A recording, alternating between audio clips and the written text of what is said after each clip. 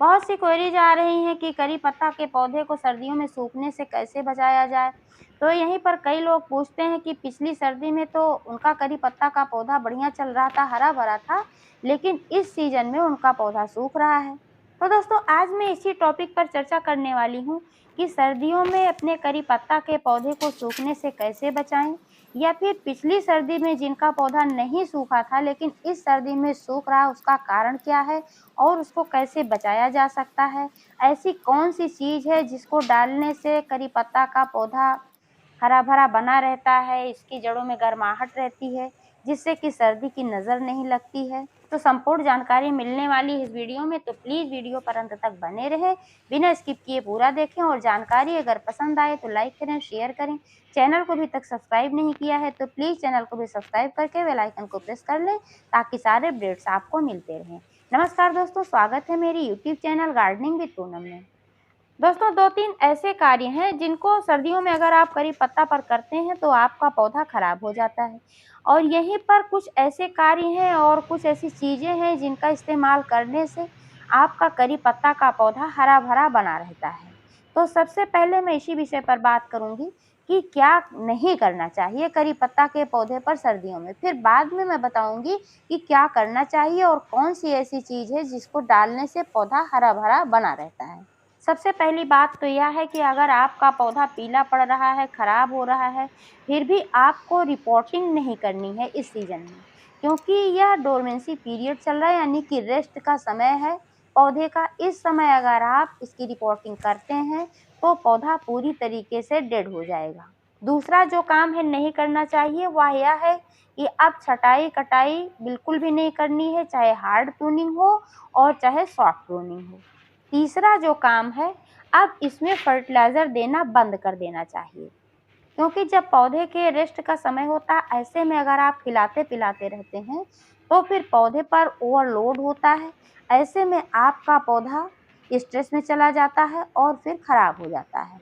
यहीं पर मैं पानी की बात कर लेती हूँ दोस्तों, कि इस सीज़न में करी पत्ता के पौधे में नियमित रूप से प्रतिदिन यानी कि पानी देने की आवश्यकता नहीं होती है, क्योंकि इस समय में मिट्टी ज़्यादा जल्दी-जल्दी ड्राई नहीं होती है। एक तो धूप नहीं होती उतनी तेज़, गर्मियों जैसी, तो मिट्टी जल्दी ड्राई नहीं होती है और इस समय में लगभग पूरी तरीके से पौधे की ग्रोथ रुक जाती है।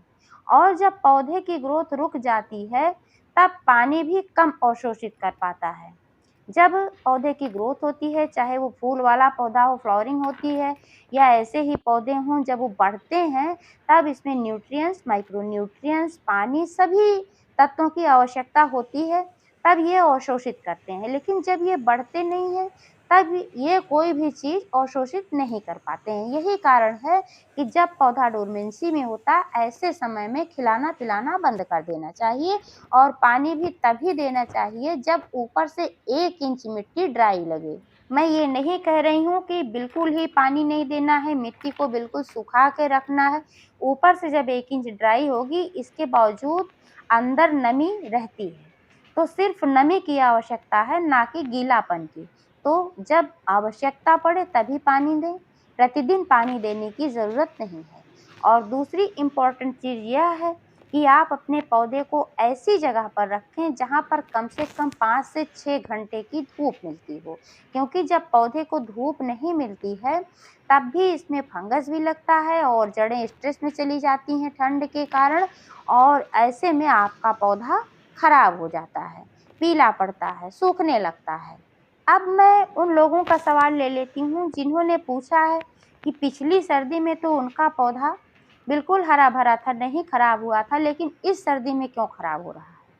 तो दोस्तों, इसका कारण यह है कि पिछली सर्दी में जब इन्होंने पौधा लगाया था, उस समय में मिट्टी में पोषक तत्वों की कमी नहीं थी, तो पौधा हरा-भरा था। जैसे कि आप देख पा रहे हैं, मेरा यह करी पत्ता का पौधा है, 5 से 6 वर्ष पुराना पौधा है, लेकिन ये अभी भी हरा-भरा है। इसकी ग्रोथ भी पूरी तरीके से नहीं बंद हुई, अभी भी इसमें थोड़ी-थोड़ी ग्रोथ हो रही है। आप देख पा रहे हैं कि नई-नई लीव्स इसमें निकल कर के अभी भी आ रही हैं, क्योंकि मिट्टी में पोषक तत्वों की कमी नहीं है। मैं समय-समय पर इसकी मिट्टी भी चेंज करती रहती हूँ और समय-समय पर इसमें फर्टिलाइज़र भी देती रहती हूँ, लेकिन अब फर्टिलाइज़र मैं देना बंद कर चुकी हूँ। यहीं पर जब जड़ें बहुत ज़्यादा इसमें फैल जाती हैं तब भी पौधा सूखने लगता है।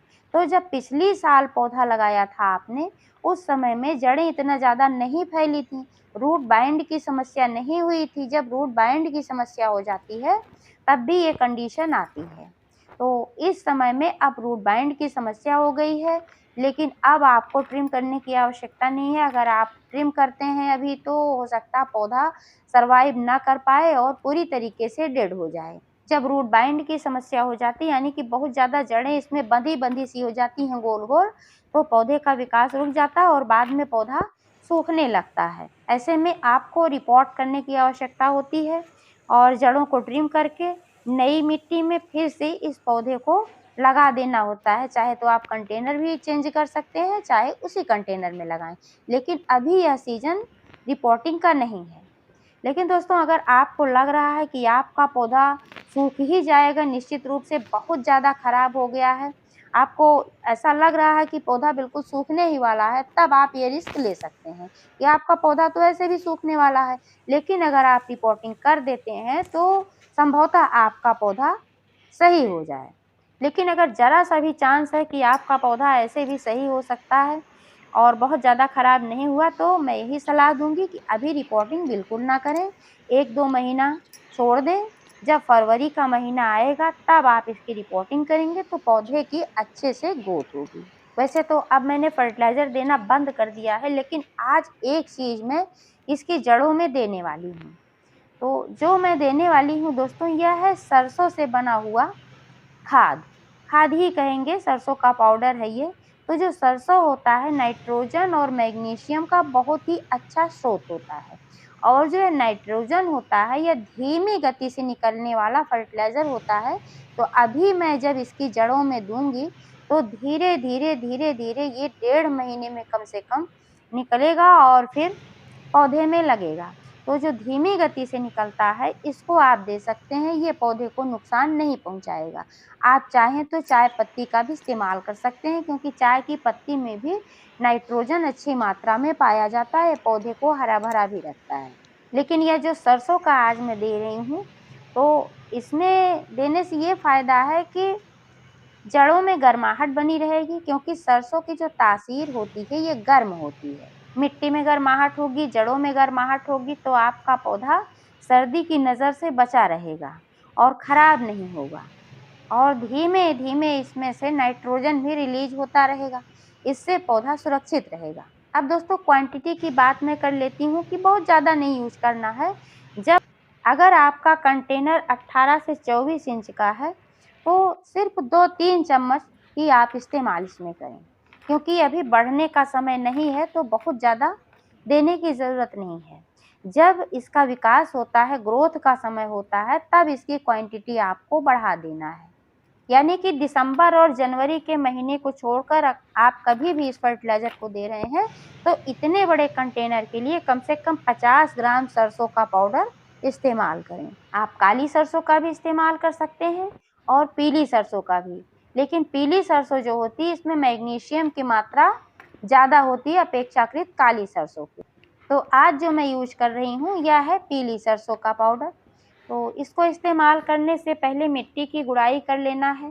पहले से ही गुड़ाई करके मैंने रखा था, 4-5 घंटे पहले अगर गुड़ाई करके छोड़ दिया जाता है, तो जड़ों तक धूप पहुँच पाती है और फंगस वगैरह लगने का खतरा नहीं रहता है, मिट्टी भी थोड़ी ड्राई हो जाती है। अभी आप देख पा रहे हैं कि इसमें मैंने 2-3 दिन पहले वाटरिंग किया था, लेकिन अभी भी मिट्टी में नमी बरकरार है।